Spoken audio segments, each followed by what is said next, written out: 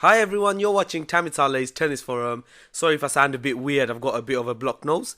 But yeah, welcome to this week's episode of Tennis Tuesday. If you haven't already, then please do subscribe as I do release weekly tennis videos as well as additional content during the big tournaments. Last week's video was about Novak Djokovic and his supposed hate from a lot of the crowds in especially the big tournaments. Some great discussions took place. I know it was a bit of a controversial topic. I didn't mean to be offensive in any way whatsoever, but yeah, do go check that video out. I'll be putting a link up here somewhere and also in the description below. As always, the target for this video will be 100 thumbs up. You guys have never let me down, so thank you very much for that. Keep on going. And as you may or may not have noticed, we are currently closing in on the 2,000 subscriber mark. 1,960 subscribers we are on currently, so only 40 away. Get your friends and families, whoever may love tennis, get them to subscribe, and hopefully they will enjoy the videos too. But today we are going to be looking into Roger Federer a little bit and whether or not he should skip the French Open and the entire clay season, especially as it is an Olympic year and most probably his last ever chance to win that elusive gold medal. He did play 3 clay court tournaments last year, including the French Open. However, the 2 seasons before that, he completely missed the clay season, one which ended up leading onto a Wimbledon victory. So yeah, that's some of the things we're going to be looking at, some of the rankings breakdown, how much he could potentially lose if he skips the French Open, and a little insight to the Olympics as well. So without further ado, let's roll the intro.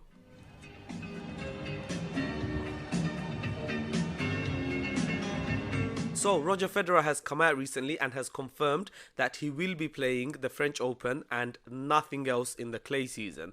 Last year, he did play Madrid and Rome. Both tournaments, he reached the quarterfinals and then he reached the semi-finals in the French Open, losing to eventual champion Rafa Nadal. This year, he's cut out the Masters 1000 and is just going to play the French Open. But we are going to be looking at if it's a good choice or not with Tokyo 2020 and a busy summer ahead.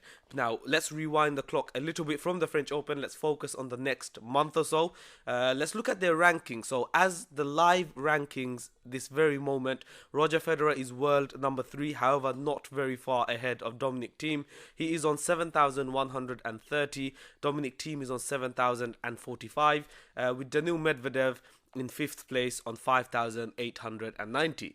I fully expect by the end of the week, Dominic Thiem will overtake Roger for that 3rd spot. He is playing in Rio in, for me, what is not looking like a very strong field.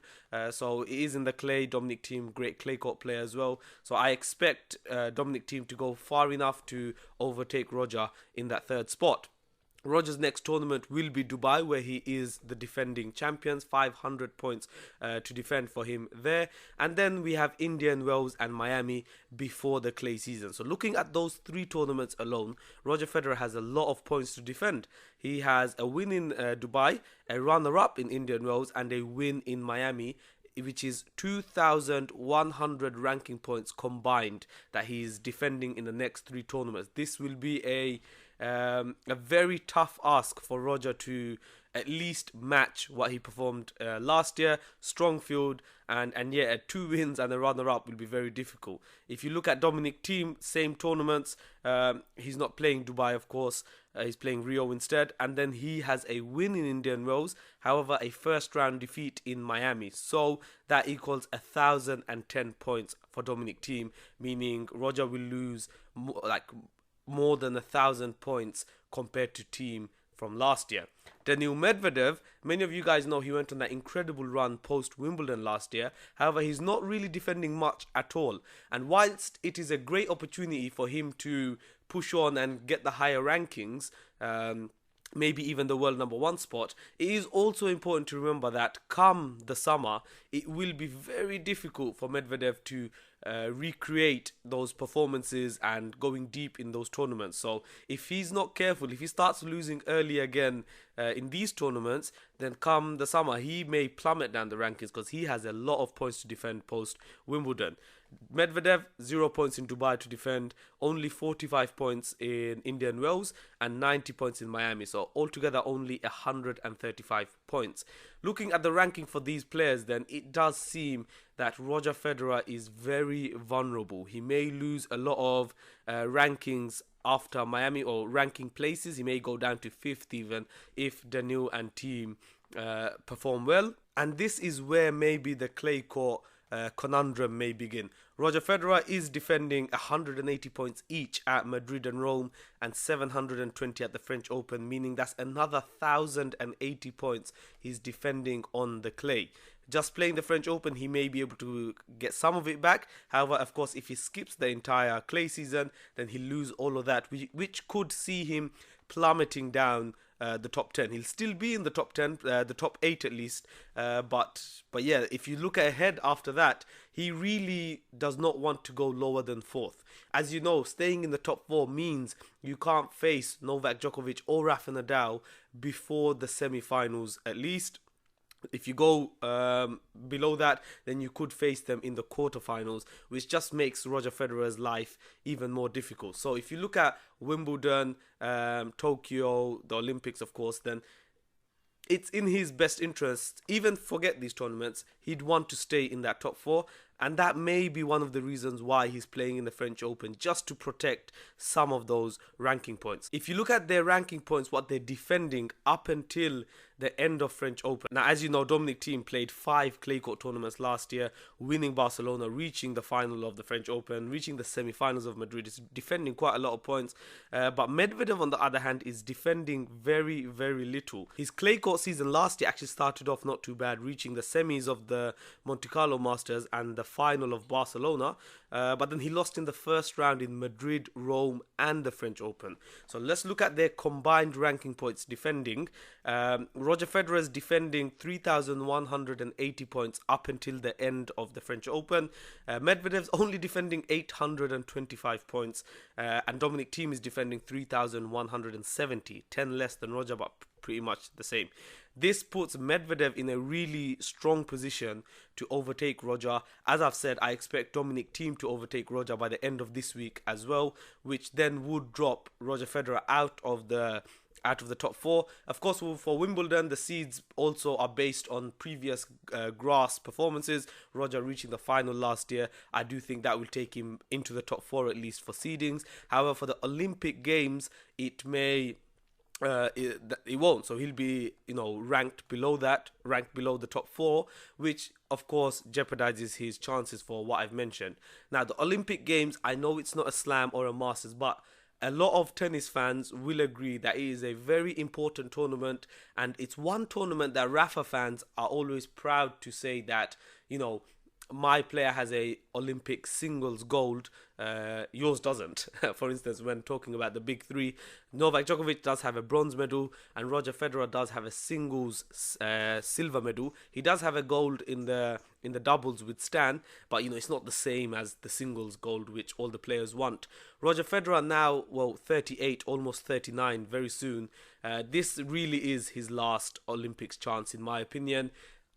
I thought the same way at the Rio Olympics in 2016, but of course Roger Federer is defying age, he's doing really well, but I can't see in another 4 years time him having any chance of going far in the Olympics. I don't think he'll be playing in 4 years time.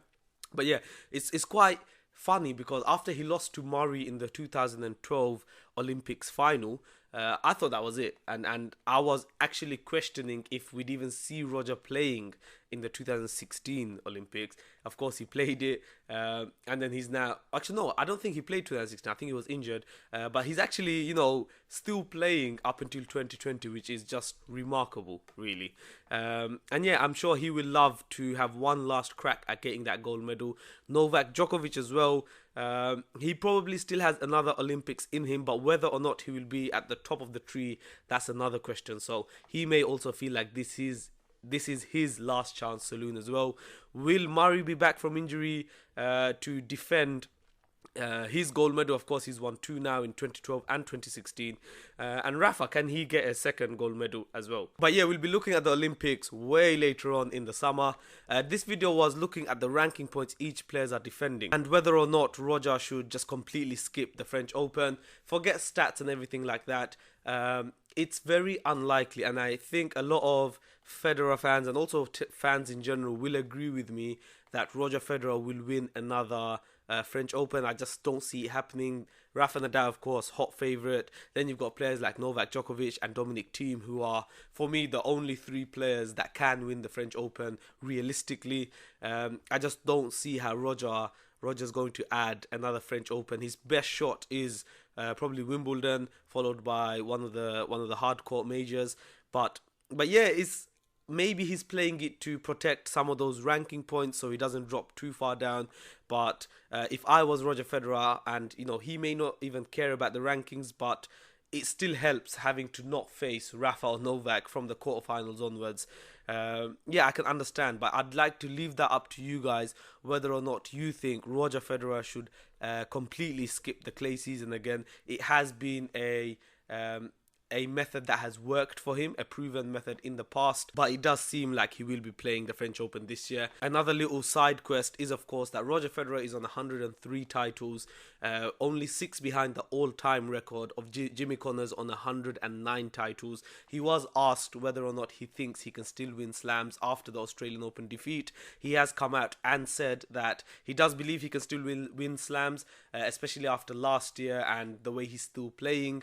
And when asked where his most likely titles are, he did say that it's probably in Basel and Halle, which I agree as well. I think those are his likeliest spots. So that's another side quest for Roger, getting to 110 titles. I still think he'll achieve that probably by the end of next year. And I also think that could be a sign of his retirement as he's closing in on that record.